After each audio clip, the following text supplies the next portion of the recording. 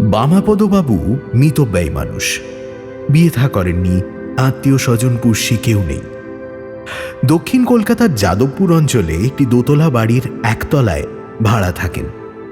একা মানুষ, মেসে থাকলেই সুবিধে হয়। কিন্তু বামাপদবাবু একটু নিরিবিলিতে নিজের মতো থাকতে ভালোবাসেন। লোকের সঙ্গে গা ঘেঁষাঘেঁষি তাঁর মোটেই পছন্দ নয়। বামাপদবাবুর ফ্ল্যাটটা ছোট হলেও ছিমছাম। একটা বসার ঘর, এক টুকরো খাবার জায়গা, রান্নাঘর আর শোবার ঘর। ঢোকার মুখে একটা ছোট গ্রিলে ঘেরা বারান্দাও আছে। একা মানুষ, এর বেশি কিছু দরকারও হয় না। গত 10 বছর এই বাড়িতেই আছেন বামাপদবাবু। এর মধ্যে শুধু একবার পর্দা বদলানো ছাড়া আর কোনো পরিবর্তন আশেপাশের লোকের চোখে পড়েনি। তেমন কোনো গণ্ডগোল না হলে আগামী 10 বছরেও বিশেষ কিছু বদল হবে বলে বামাপদবাবু নিজে অন্তত মনে করেন না। তার বাড়িওয়ালারও একই মত। এমন নির্ঝঞ্ঝাট ভাড়াটে তো আর সহজে পাওয়া যায় না। বছর 3 অন্তর শুধু একবার ঘরের কলি ফিরিয়ে দিতে হয়, এছাড়া আর কোনো চাহিদা নেই। অথচ মাস পয়লায় ভাড়াটি ঠিক আসে। 2 বছর অন্তর ভাড়া কিছুটা বাড়ে, তাতেও কোনো আপত্তি হয় না বামাপদবাবুর। সকালে বেরিয়ে যান, সন্ধে ফেরেন, তাই জলকল নিয়েও কোনো সমস্যা নেই। সানডে সাসপেন্স ক্লাসিক্সে আজ শুনবেন দীপান্বিতা রায়ের লেখা বামাপদবাবুর ছবি। গল্পটি সানডে সাসপেন্সে প্রথম প্রচারিত হয় 14ই অগস্ট 2022 সালে। সানডে সাসপেন্সের আরও গল্প শুনতে আর নোটিফিকেশন পেতে সাবস্ক্রাইব করুন আমাদের মির্চি বাংলা ইউটিউব চ্যানেলে আর ক্লিক করুন বেল আইকনে। শুরু হচ্ছে বামাপদবাবুর ছবি।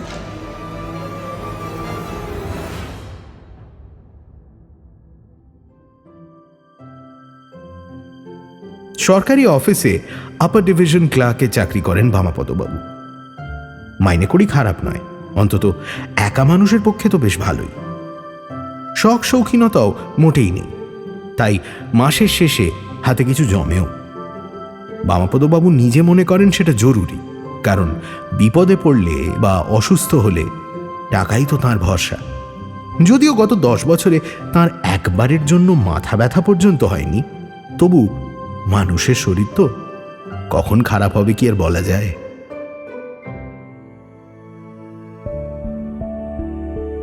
এমনিতে বামাপদবাবুর জীবন একদম নির্দিষ্ট রুটিনে বাঁধা। রান্নাবান্না আর ঘরের অন্যান্য কাজকর্মের জন্য একটি মহিলা আছে। সে সকালে এসে বেল বাজালে তাঁর দিন শুরু হয়। প্রথমেই 1 কাপ চা, সঙ্গে খবরের কাগজ। তারপর দাড়ি কামিয়ে স্নান সেরে অফিসের জন্য তৈরি হওয়া। ততক্ষণে ওই মেয়েটি দুবেলার রান্না সেরে ঘরদোর পরিষ্কার করে কাচাকুচি করে নেয়। বামাপদবাবুর খাওয়া হয়ে গেলে বাসনপত্রও ধুয়ে ফেলে। তারপর রাতের খাবার ফ্রিজে তুলে বাড়ি তালা বন্ধ করে তিনি বেরিয়ে পড়েন। অফিসে টিফিন সারেন 2টো মাখন টোস্ট, একটা ডিম সেদ্ধ আর একটা কলা দিয়ে। সেগুলো অফিসের বেয়ারাই এনে দেয়। 5টা নাগাদ কাজকর্ম শেষ করে অফিস থেকে বেরিয়ে সোজা বাড়ি। সন্ধেটা আর 1 কাপ চা, সকালের বাসি খবরের কাগজ আর টেলিভিশনের অনুষ্ঠানে দিব্যি কেটে যায়। 10টায় রাতের খাওয়া সেরে সোজা বিছানায়। বন্ধু বান্ধব তার নেই, আত্মীয় স্বজনের সঙ্গে যোগাযোগ রাখেন না। এহেন বামাপদবাবুর কিন্তু একটা অদ্ভুত অভ্যেস আছে। প্রায় প্রতি রবিবার সকালেই তিনি পার্ক স্ট্রিটের অকশন হাউসে যান। কলকাতা শহরটা ইদানিং অনেক বদলে গেছে। বড় বড় শপিং মল, উড়ালপুল, 3 থাকের আলো, ডিস্কোথেক, সব মিলিয়ে একটা বেশ ঝাঁচকচকে ব্যাপার। কিন্তু তার মধ্যেও সাহেবপাড়া পার্ক স্ট্রিটে টিমটিম করে টিকে আছে কয়েকটা নিলাম ঘর, পুরনো জিনিসে ভর্তি। কিছু প্রায় নতুন, কিছু আবার প্রায় ব্যবহারের অযোগ্য। প্রতি রবিবার সকালে নিলাম হয়। সস্তায় পুরনো জিনিস কিনতে লোকজন আসে। অনেকে আবার আসে পুরনো শৌখিন জিনিসের সন্ধানে। বামাপদবাবুর অবশ্য শৌখিনতার পালাই নেই। আর কাজের জিনিসের খোঁজে যে যান তাও নয়। আসলে নিলাম ঘরের পুরনো জিনিস, রং আর ধুলোর গন্ধ, হাঁক ডাক সব মিলিয়ে তার বেশ লাগে। সিনেমা থিয়েটার দেখতে তিনি ভালোবাসেন না, বই পড়ার নেশাও নেই। রবিবার সকালে রুটি আর আলু চচ্চড়ি খেয়ে বেরিয়ে পড়েন। নিলাম ঘরে ঘুরঘুর করে 1 কাপ ভাঁড়ের চা খেয়ে দুপুর বাড়ি ফিরে যান। তবে নিয়মিত না হলেও নিলাম ঘর থেকে বামাপদবাবু একদম কিছু যে কেনেননি তাও কিন্তু নয়। তার বসার ঘরে সস্তার বেতের সোফা সেটের সঙ্গে রয়েছে একটা কারুকাজ করা কাঠের টেবিল। একটা পায়া খানিকটা ভাঙা ছিল বলে টেবিলটা বিক্রি হয়নি। বামাপদবাবু জলের দরে সেটাকে কিনে পায়ার নিচে ইঁট বসিয়ে দিব্যি কাজ চালাচ্ছেন। তাঁর রান্নাঘরে একটা ভারী সুন্দর কারুকাজ করা চীনেমাটির টি পটও আছে। ঢাকনা হারিয়ে গেছে বলে সেটিও অনাদরে নিলাম ঘরে পড়েছিল। বামাপদবাবু নিয়ে এসেছেন এবং ঢাকনার সমস্যার সমাধানও করেছেন। পটে চা পাতা আর গরম জল দিয়ে মুখটায় একটা বাটি বসিয়ে দেন, তাহলেই আর চা তৈরিতে কোনো সমস্যা হয় না। শুধু কাপে ঢালার সময় একটু সতর্ক থাকতে হয়, এই যা। অভ্যেস মতো সেই রবিবারেও নিলাম ঘরে এসেছিলেন বামাপদবাবু। বর্ষা শেষ হয়ে গেছে, কিন্তু আকাশটা মেঘলা মেঘলা। বাড়ি থেকে বেরোনোর সময় একবার ভাবলেন ছাতাটা নিয়ে বেরোবেন, কিন্তু তারপরেই মনে হলো শরৎকালের বৃষ্টি তো হলেও এক পশলা ঝরেই থেমে যাবে, সেটুকু সময় রাস্তায় থাকলে কোথাও দাঁড়িয়ে নিলেই হবে। নিলাম ঘরে সেদিন ভিড় তেমন ছিল না, মাসের শেষ, তাই খদ্দেরও কম। ছড়িয়ে ছিটিয়ে টুকটাক জিনিসপত্র রাখা আছে। বামাপদবাবুকে অবশ্য দোকানের সবাই চেনে। তিনি যে কিছু কিনবেন না তাও সবাই জানে, তাই তাঁকে নিয়ে কেউ মাথা ঘামায় না। তিনি নিজের মনে ঘুরে ঘুরে জিনিসপত্র দেখতে থাকেন। নিলামের ডাক তখনও শুরু হয়নি, জিনিসপত্র গোছগাছ চলছে। এই সময় হঠাৎ বামাপদবাবুর চোখে পড়ল একটা ছবি, ব্রাউন রঙের ফ্রেমে বাঁধানো। বোঝাই যাচ্ছে পুরনো ফ্রেমটাকে খুলে পালিশ করা হয়েছে। জল রঙে আঁকা ছবি, বেশ ভালো বশের কাজ। ছবিতে দেখা যাচ্ছে একটা বড় গাছ, যা তলাটা বাঁধানো। সেখানে বসে আছে একটা বুড়ো মতো লোক। পোশাক পরিচ্ছদ আর দেহের গঠনেই স্পষ্ট যে লোকটা বেশ হোমরা চুমরা মোড়ল জাতীয়। পাশেই একটা থালায় অনেক মিষ্টি রাখা। বুড়োর ঠিক সামনে একটা ঢাকা দেওয়া মস্ত জ্বালা, তার ওপর জল দেওয়ার ঘটি লাগানো হাতা। বুড়োর পায়ের কাছে একটা কুকুর কিছু খাচ্ছে। একটু দূরে দুটো বাচ্চা খেলছে, আর দুজন খুব করুণ মুখে হ্যাংলার মতো মিষ্টির দিকে তাকিয়ে আছে। ছবিটা খুব মন দিয়ে দেখলেন বামাপদবাবু। তাঁর কেবলই মনে হচ্ছিল ছবিটার মধ্যে যেন একটা গল্প আছে, কিন্তু ছবির মানুষগুলো এক জায়গায় দাঁড়িয়ে আছে বলে গল্পটা পুরো জানা যাচ্ছে না। বামাপদবাবু বেশ বুঝতে পারছিলেন যে তাঁর খুব ইচ্ছে করছে গল্পটা পুরোটা জানতে, অথচ এটা যে বেশ বেয়াক্কেলে ইচ্ছে তাও তিনি ভালো মতো জানেন, কারণ ছবির মানুষগুলো তো আর কোনোদিনই নড়ে চড়ে গল্পের শেষটা তাঁকে বলবে না। কিন্তু তবু নিজের ইচ্ছেটাকে নিয়ন্ত্রণ করতে পারছিলেন না তিনি। বামাপদবাবু খেয়াল করলেন ছবির গায়ে দামের টিকিট ঝুলছে, তার মানে আজ এটা নিলামে উঠবে। একটু পরেই ডাক শুরু হলো। Ladies and gentlemen, we welcome you to the Sunday auction. এই প্রথম বামাপদবাবু বেশ একটা দুরু বুকে অপেক্ষা করতে লাগলেন। তার ভয় লাগছিল এই বুঝি ছবিটা কেউ কিনে নিল, এই বুঝি ছবিটার দাম সাংঘাতিক চড়ে গিয়ে নাগালের বাইরে চলে গেল। যদিও কেন এমন হচ্ছে সেটা তিনি নিজেও ঠিক বুঝতে পারছিলেন না। কিন্তু ছবিটা তেমন কোনো বিখ্যাত শিল্পীর আঁকা নয়। যিনি এঁকেছেন তাঁর আঁকার হাত অকল্পনীয় কিছুও নয়, তাই ছবিটার প্রতি খদ্দেরদের কোনো আগ্রহ ছিল না। নিলামের শেষ দিকে তাই কোনো ডাকাডাকি ছাড়াই বামাপদবাবু কড়কড়ে 500 টাকা দিয়ে ছবিটা কিনে ফেললেন। তারপর ট্যাক্সি করে বাড়িতে ফিরতে হলো, কারণ ততক্ষণে আকাশ ভেঙে বৃষ্টি নেমেছে। জলে ভিজে ছবিটা পাছে নষ্ট হয়ে যায় সেই ভয়ে ট্যাক্সিতে উঠেই কাঁচ তুলে দিলেন বামাপদবাবু। বৃষ্টির জন্য রাস্তায় জ্যামও হয়েছিল। ট্যাক্সি ভাড়া লাগলো প্রায় 150 টাকা। সব মিলিয়ে 650 টাকা সম্পূর্ণ বেহিসেবি খরচ। এমনিতে এরকম খরচ করার কথা বামাপদবাবু ভাবতেই পারেন না, কিন্তু আজ এতগুলো টাকা পকেট থেকে বেরিয়ে যাওয়া সত্ত্বেও ছবিটা যে শেষ পর্যন্ত বাড়ি আনতে পেরেছেন সেজন্য তার মনটা বেশ খুশি খুশি লাগছিল। ছবিটা বামাপদবাবু টাঙিয়েছেন তাঁর শোবার ঘরে, ঠিক বিছানার পাশের খালি দেওয়ালের মাঝখানে। ঘুম থেকে উঠেই তাই ছবিটার দিকে চোখ যায় তার। ঘুমোতে যাওয়ার সময়ও চোখ এড়ানোর জো নেই। এমনকি মাঝরাতে ঘুম ভাঙলেও উল্টো দিকে জানলা দিয়ে এসে পড়া রাস্তার আলোয় দিব্যি চোখে পড়ে ছবিটা। বামাপদবাবু অবশ্য সারাদিনে অনেকবারই ছবিটা দেখেন।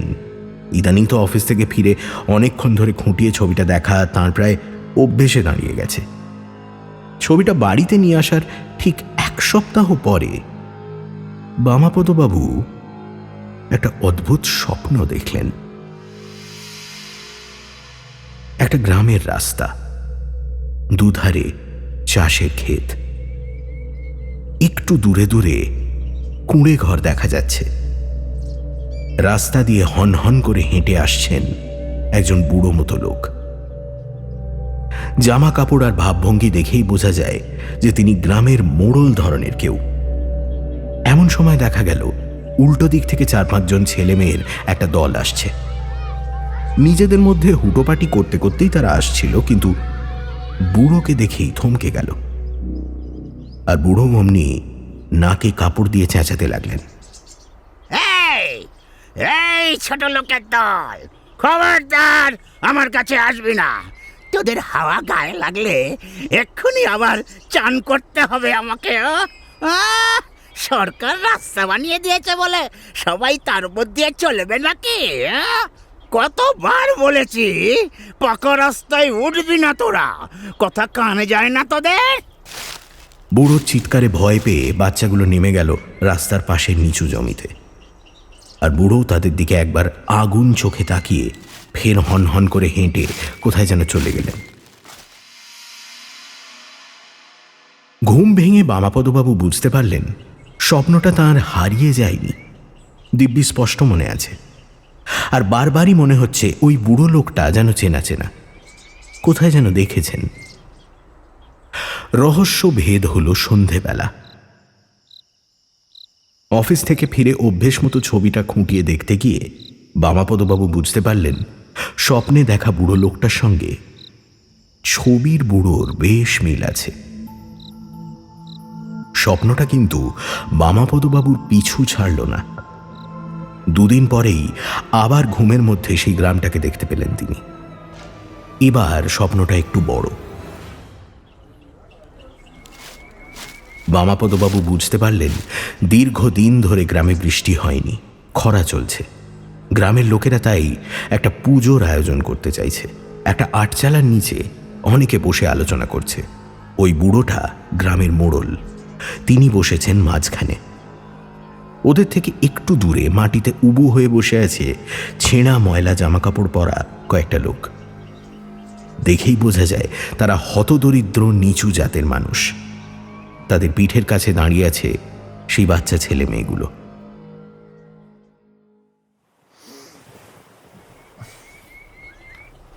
সেদিন সকালবেলা ঘুম থেকে উঠে বামাপদবাবুর মনে হলো ছবিটা যেন একটু বড় হয়ে গেছে, কিন্তু সে তো সম্ভব নয়। তাই ব্যাপারটাকে মনের ভুল বলেই উড়িয়ে দিলেন তিনি। স্বপ্নের গল্পটা এবার বামাপদবাবুকে ক্রমশ পেয়ে বসতে লাগল। তিনি নিজে গ্রামের ছেলে এবং নিচু জাতের। শহরে এখন আর জাতপাত নিয়ে কেউ তেমন মাথা ঘামায় না, কিন্তু প্রত্যন্ত গ্রামে নিচু জাতের মানুষকে অচ্ছুত করে রাখার প্রবণতা এখনো আছে। ছোটবেলায় তাকে এর জন্য অনেক অপমান অবহেলা সহ্য করতে হয়েছে। অনেক কষ্টে নিজের চেষ্টায় পড়াশোনা শিখে বড় হয়েছেন তিনি। তাই যেসব উচ্চ বর্ণের মানুষের মধ্যে এরকম মানসিকতা থাকে, তাদের প্রতি বামাপদবাবুর ভেতরে ভেতরে একটা রাগ আছে। স্বপ্নের বুড়ো কি করে জানার তাই তার ভারী আগ্রহ। ইদানিং রোজই স্বপ্ন দেখছেন বামাপদবাবু। স্বপ্নের ভিতর গল্পও এগোচ্ছে প্রতিদিন। গ্রামের লোকেরা পুজোর আয়োজন করে ফেলেছে, পুজো হবে, যজ্ঞ হবে, কিন্তু পুরোহিত বলেছে তাদের পুজোর প্রসাদী মিষ্টি আর জল নিয়ে রাস্তার মোড়ে বসতে হবে মোড়লকে। সারাদিন উপসী থেকে তিনি তৃষ্ণার্ত মানুষকে জল দান করবেন, তবেই বৃষ্টি নামবে। এদিকে বামাপদবাবুর রোজকার রুটিনেও ইদানিং বেশ পরিবর্তন হয়েছে। সকালে ঘুম থেকে উঠে স্বপ্নের সঙ্গে মিলিয়ে ছবিটাকে খুঁটিয়ে দেখতে গিয়ে আজকাল প্রায় প্রতিদিনই তার অফিসে ঢুকতে দেরি হচ্ছে। কাজেও তেমন মন দিতে পারছেন না। সারাক্ষণই মনে হচ্ছে কতক্ষণে বাড়ি ফিরে আবার ছবিটা দেখবেন। ছবির আয়তনও রোজ একটু একটু করে বাড়ছে। ব্যাপারটা যে কাজের মেয়ে বাসন্তীরও নজরে পড়েছে সেটা সেদিন বুঝলেন বামাপদবাবু। ঘর মুছতে মুছতে বাসন্তী হঠাৎ বলল, এই ছবিটা কেমন জানি বড় বড় ঠেকতেছে না দাদা বাবা? কই না তো, ওই রকমই তো ছিল। তাড়াতাড়ি বলে উঠলেন বামাপদবাবু। কিন্তু তার নিজের গলাটা নিজের কানেই কেমন যেন অস্বাভাবিক শোনাল। বাসন্তীও কেমন যেন অবাক হয়ে তার দিকে কিছুক্ষণ তাকিয়ে থাকল। সেদিনই অফিসে তার সহকর্মী অতুল হঠাৎ ইয়ার্কির সুরে বলল, কি ব্যাপার বামাপদ, আজকাল মুখে কোনো বিদেশি ক্রিম টিম লাগাচ্ছ নাকি? হ্যাঁ, বয়স তো মনে হচ্ছে 20 বছর কমে গেছে, চুলেও তো দেখছি রং করে ফেলেছ। বাড়ি ফিরে দাড়ি কামানোর আয়নায় নিজেকে খুঁটিয়ে দেখলেন বামাপদবাবু। সত্যি বয়স কমে গেছে তাঁর। কপালের সামনের দিকে চুলটা বেশ খানিকটা উঠে গেছিল, সেটা আবার ফিরে এসেছে। পাকা চুল আর একটিও নেই, কপালের ভাঁজ উধাও।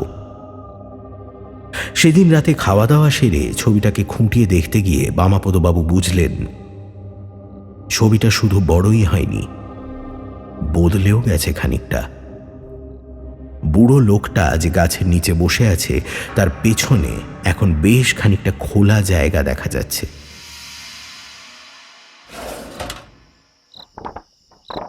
বামাপদবাবু অফিসে যাওয়া বন্ধ করে দিয়েছেন, যাওয়া সম্ভব নয়। তাঁর টেবিলের ড্রয়ারে প্রায় হলদে হয়ে যাওয়া একটা ছবি আছে, ক্লাস 10-এর ফেয়ারওয়েলের ছবি। সেখানে আরও জনা 25 ছেলের সঙ্গে সদ্য গোঁপোঠা তিনিও আছেন এক কোণে। তাঁর এখনকার চেহারাটা ঠিক ওই রকম। শার্টের হাতা গুটিয়ে এখনো কোনো রকমে পড়া চলছে, কিন্তু বয়স আর একটু কমলে লুকিয়ে বেরিয়ে পাড়ার দোকান থেকে বাচ্চাদের জামা কাপড় কিনে আনতে হবে। বেড়াতে যাচ্ছেন বলে আপাতত বাসন্তীকে আসতে বারণ করেছেন। সে একেবারে মাস পয়লায় আসবে মাইনে নিতে। নিজেই কোনো রকমে ভাতে ভাত ফুটিয়ে খাচ্ছেন। ছবির গল্পটা প্রতি রাতের স্বপ্নেই এখন দ্রুত এগোচ্ছে। মোড়লের মোটেই ইচ্ছে নেই গরমের মধ্যে উপোস করে জল মিষ্টি বিলি করার, কিন্তু পুরোহিত বলেছে আর কেউ কাজটা করলে ফল হবে না। তাই গ্রামের লোকের চাপে তাকে রাজি হতে হয়েছে। এদিকে বাচ্চাগুলো ভারী খুশি। তারা ঠিক করে ফেলেছে ঘন্টায় ঘন্টায় গিয়ে জল মিষ্টি চাইবে। পুরোহিত তো বলেই দিয়েছে সেদিন কাউকে ফেরানো চলবে না। গল্পের সঙ্গে পাল্লা দিয়ে ছবির আয়তনও ক্রমশ বাড়ছে। ছবিটা এখন প্রায় গোটা দেওয়ালটাকেই ঢেকে ফেলেছে। মোড়লের ধুতির ভাঁজ, ঠোঁটের কোণে তাচ্ছিল্যের হাসি, দূরের বাচ্চাটার চোখের কোলে জল, সবই এখন স্পষ্ট দেখা যাচ্ছে। আর তাতেই যেন ছবিটার আকর্ষণও অনেক বেড়ে গেছে। আজকাল কোনো রকমে স্নান খাওয়া সেরে সারাদিনই ছবিটার সামনেই বসে থাকেন বামাপদবাবু। অবশেষে পুরোহিতের নির্দেশ মেনে সংক্রান্তির দিন পুজো পাঠ যজ্ঞের পর গাছতলায় জল মিষ্টি নিয়ে বসলেন মোড়ল। গ্রামের লোকজন, পথচারী অনেকেই এসে জল মিষ্টি খেল। নিচু জাতের বাচ্চাগুলো কিন্তু ঘুরঘুর করছে আশেপাশেই, আর মাঝে মাঝেই লোলুপ দৃষ্টিতে তাকাচ্ছে মিষ্টিগুলোর দিকে। জায়গাটা একটু ফাঁকা হতেই সাহস করে গুটি গুটি এগিয়ে এলো তারা। তাদের আসতে দেখেই মুখটা শক্ত হয়ে গেল মোড়লের। তারপর কিরকম একটা বিচ্ছিরি করে বললেন, কিরে, মিষ্টি খাবি? হ্যাঁ, খাবো। আয় আয় আয়, এদিকে আয়। বাচ্চাগুলো এগিয়ে আসতেই থালা থেকে মিষ্টি তুলে নিল মোড়ল। তারপর ছোট ছোট বাড়ানো হাতগুলোর বদলে মিষ্টিগুলো পায়ের কাছে বসে থাকা কুকুরটার মুখের সামনে ফেলে দিয়ে ভাঙা দাঁতে নিষ্ঠুর হেসে বলল, কি ভেবেছিলি আমার হাত থেকে মিষ্টি খাবি? পুরোহিত বলেছে বলে তোদেরও জল দেবো আমি? ছোট জাতের ছোঁড়াদের শখ কত, তোদের জল দিলে পুণ্যি হয় না রে। যা ভাগ। মোড়লের কথাগুলো শুনতে শুনতে ঘুমের মধ্যেই যেন মাথায় আগুন জ্বলে উঠল বামাপদবাবুর। মাথার পাশে রাখা কাঁচের পেপার বেডটা তুলে সোজা ছুড়লেন মোড়লের মাথা লক্ষ্য করে।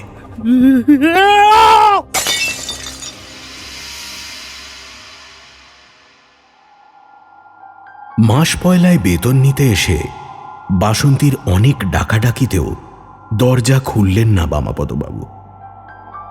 শেষ পর্যন্ত পুলিশ ডাকলেন বাড়িওয়ালা, কিন্তু দরজা ভেঙে দেখা গেল ঘরে কেউ নেই। শুধু শোবার ঘরের দেওয়াল জোড়া একটা মস্ত ছবি। তাতে একটা বটগাছের নিচে উপুড় হয়ে পড়ে আছে একটা বুড়ো লোক। মাথা থেকে রক্ত পড়ছে। তার সামনে রাখা থালা থেকে মিষ্টি তুলে খাচ্ছে কতগুলো বাচ্চা ছেলে মেয়ে। ছবিটা ছোট ছিল, কেমন জানি পাল্টে।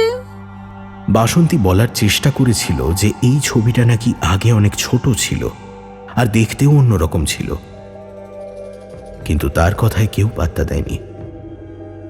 বামাপদবাবু কোথায় গেলেন, কোনো চিঠিপত্র রেখে গেছেন কিনা এসব খুঁজতেই ব্যস্ত ছিল সবাই।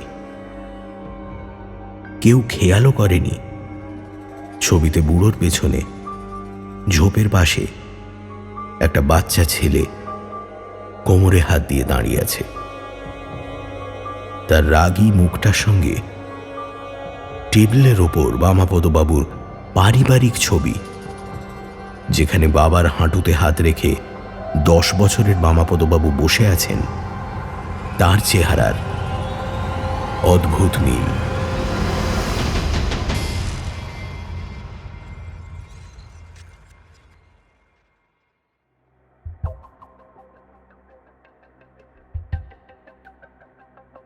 শুনছিলেন বামাপদবাবুর ছবি, রচনা দীপান্বিতা রায়। দীপান্বিতা রায়ের ছোটবেলা কেটেছে শিল্প শহর বার্নপুরে, তারপর যাদবপুর বিশ্ববিদ্যালয়ে তুলনামূলক সাহিত্য নিয়ে পড়াশোনা। বর্তমানে সাংবাদিক। লেখালেখি শুরু করেন 2008 সালে। অ্যাডভেঞ্চার, গোয়েন্দা, ভূত, কল্পবিজ্ঞান সব রকম গল্পই তিনি লিখেছেন। তার বই ভারতের বিভিন্ন ভাষায় অনুদিতও হয়েছে। গজেন্দ্র কুমার মিত্র, সুমথনাথ ঘোষ স্মৃতি পুরস্কার ও সাধনা সেন পুরস্কারে ভূষিতা হয়েছেন। এবছর পেয়েছেন দীনেশ চন্দ্র চট্টোপাধ্যায় পুরস্কার। বিভিন্ন ভূমিকায় বামাপদবাবু ও মোড়ল শঙ্করী প্রসাদ মিত্র, বাসন্তী রাই, অকশন হাউসের কর্মী অগ্নি, গ্রামের বাচ্চা সমাপন মিশ্র, সমবেত কণ্ঠে সমাপন, অগ্নি, নীলাঙ্কুর, সায়নু, অতুলের চরিত্রে এবং পর্ব পরিচালনায় Pushpal, poster design join the dots, আবহ সঙ্গীত এবং স্পেশাল এফেক্টসে সৌম্য ও শুভ, গল্প পাঠে এবং সামগ্রিক পরিচালনায় দীপ।